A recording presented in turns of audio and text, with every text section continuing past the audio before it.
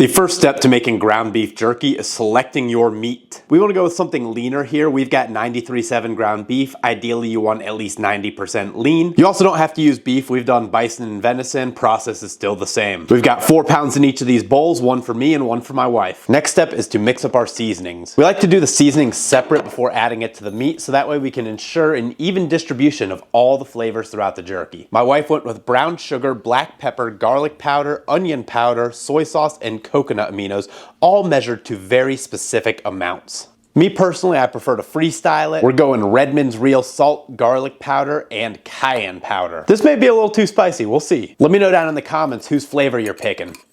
Now we just mash up our meat, get it nice and loosened up for the seasonings. Add in our seasonings.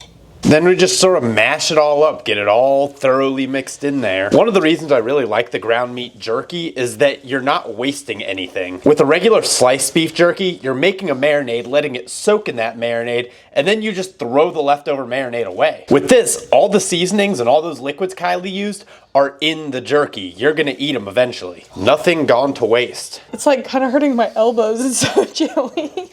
Pro tip, leave your meat to sit out at room temperature for a little bit so you don't have cold hands like us. Once everything's mixed together, we cover these up and now we're gonna throw them in the fridge for a couple of hours to let those flavors meld together.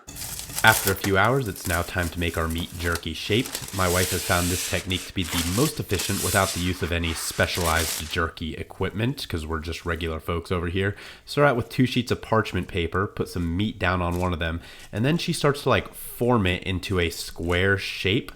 After that, she puts the other sheet of parchment paper on top and rolls it out flat with a rolling pin, sort of switching which direction she's going in to make it nice and even and flat all across. Note the plastic wrap around the handles of the rolling pin. Your hands are going to get pretty meaty, and this helps prevent you from getting your rolling pin all gross and meaty. We aim for about a 1/4 inch thick. It doesn't matter exactly how thick your jerky is. The most important thing is that it is all a consistent thickness. That way it dehydrates at the same rate. In theory, you could throw this whole slab right in the dehydrator, but we're going to cut it up into more manageable pieces. My wife starts with a sort of side-to-side motion and then switches to this back-and-forth motion to get it split up. She uses this technique to cut up the whole slab and then carefully moves each piece to the dehydrator tray. You got to be real careful here to make sure they don't fall apart or break as you're peeling them off of the parchment paper.